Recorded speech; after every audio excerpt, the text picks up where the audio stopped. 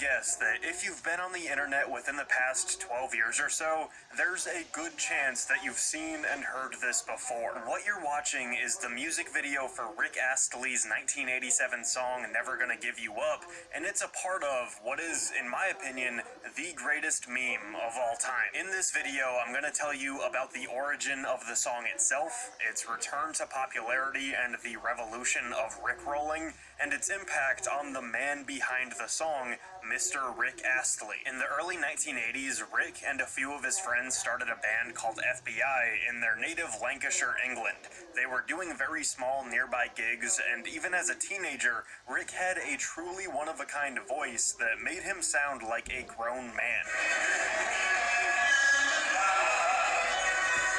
FBI was performing at a local club, and Pete Waterman of the songwriting production trio Stock Aitken Waterman was in attendance. Waterman wasn't exactly intrigued by FBI as a whole, but he loved Rick Astley's voice. He talked to him after the show, and within a few days, Rick had a record deal. However, it came at a strange time for the production trio. After a year in the business together, they finally got their first #1 hit song with Dead or Alive's You Spin Me Round. With their newfound success and some big names fighting to work with them, the teenage kid from Lancashire with the manly voice had to wait. But with that being said, Pete Waterman did have a lot of faith in the potential of Rick Astley. Waterman didn't want Rick to get thrown on the back burner too much, so he had Rick come and stay with him in his apartment. Rick would go to the studio every day to make tea and sandwiches for the production trio while they were working on their next hit singles. Eventually, Rick got his first opportunity in the music industry with the single When You Gonna, a duet with him and Lisa Carter as Rick and Lisa. Well, that single did absolutely nothing, but a little bit down the road, Rick's next opportunity came in the form of a song called Never Gonna Give You Up. As Rick made tea for everybody in the studio, Stock Aitken Waterman went to work with a Fairlight CMI for sampling, a Yamaha DX7 for the bass lines, and a Lin 9000 for the drums. Rick got in the booth, did his vocals, and while everybody in the studio didn't really want to jinx anything, they were pretty sure that they had a hit.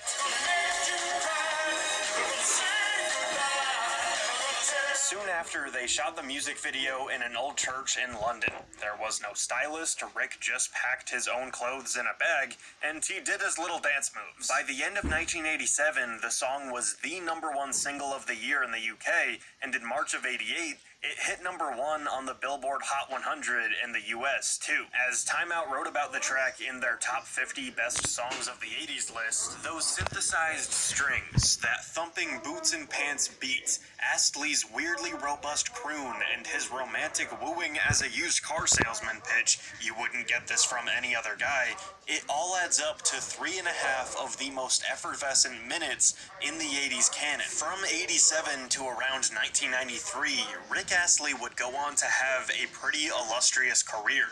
Tens of millions of records sold, a Grammy nomination, collaborations with Elton John, and he was a millionaire by the age of 24. In 1994, Rick retired from the music industry at 27 because he started getting sick of the business side of things, he was having a bit of an existential crisis, and he wanted to properly raise his daughter. And while Rick came back in 2001 to release new music and start touring again, that's not why I'm making this video. I'm making this video because years later, around 2005 to 2008, we saw a resurgence in the popularity of Never Gonna Give You Up and the creation of a beautiful, confusing meme. There are approximately 4 things that serve as the building blocks for this meme. In 2005, an episode of It's Always Sunny in Philadelphia called Charlie Has Cancer premiered. Never Gonna Give You Up was featured in the episode, and the song grew in popularity on the internet because of it. In 2006, a Michigan native named Eric Helwig called in on his local radio sports talk show, and instead of talking to the DJs about sports, he just played Never Gonna Give You Up while they sat there speechless. Also in 2006, the creator of the internet forum 4chan, Christopher Poole, aka Moot, implemented a word filter that would replace the word egg with the word duck as a joke. Somebody tried posting about an egg roll, the word filter changed it to duck roll. Somebody made an image of a duck on wheels with the caption duck roll, and this image became a popular gag on the site. People would use a hyperlink to pretend that they were sharing something interesting. Somebody would click on it only to find the duck roll picture, and that process was called duck rolling. And finally, in March of 2007, the first trailer for Grand Theft Auto 4 was released. There was so much traffic on their site that it crashed, and so someone on 4chan used the same bait and switch duck roll method by saying, hey, here's a link to the Grand Theft Auto 4 trailer, only for it to link to the music video for Rick Astley's Never Gonna Give You Up. This, my friends, was the birth of Rickrolling. On April Fool's Day a couple weeks later, everybody on 4chan was using that hyperlink bait and switch with Never Gonna Give You Up. Rickrolling was catching on. By 2008, a Survey USA poll showed that 18 million American adults had been Rickrolled, and this is around the time when the very public Rickrolling began. In February, the online group Anonymous went to several of the headquarters of the Church of Scientology and protested by singing the song and blasting it through loudspeakers. In March, there was Rickrolling at college basketball games with Rick Astley impersonators. That April Fool's Day saw YouTube Rickrolling everybody by using their entire homepage as links to the video. Leading up to the November 2008 MTV Europe Music Awards, there was an online campaign for Rick Astley to win Best Act Ever, even though he wasn't one of the nominees. And though he did not appear at the awards, Rick beat out the likes of Green Day, Britney Spears, and U2 after receiving millions of votes online. This was obviously a shock to Mr. Astley himself, who had previously retired from music due to the fame being overwhelming for him. He was rightfully confused, but appreciated that people were enjoying his old music. Once he understood the process and execution of Rickrolling, he found it to be pretty funny. Later that month, he even agreed to help Rickroll the Macy's Thanksgiving Day Parade. During a performance by characters from Foster's Home for Imaginary Friends, the music stops, and suddenly, Rick Astley, above the Cartoon Network float, appeared and sang along to Never Gonna Give You Up. And while the peak usage of Rickrolling was in 2008, its legacy will never be forgotten. In April of 2018, the creators of HBO's Westworld released a video that was supposed to include spoilers for the next season, but it was just the lead actress singing Never Gonna Give You Up. It's been featured in movies. There are, quote, Rick Astley hotlines, where you call a number and you can hear the song being played. In August of 2019, there was an amazing Rickroll by the San Diego Padres. The team was hosting the Boston Red Sox, and at one point, the Padres scoreboard started to play Neil Diamond's Sweet Caroline, which is basically the anthem of the Red Sox. But right when the big sing-along chorus was about to hit, it switched over to Never Gonna Give You Up, and the Padres fans went wild. And just a couple of months ago, a generation of kids that might not even know what Rickrolling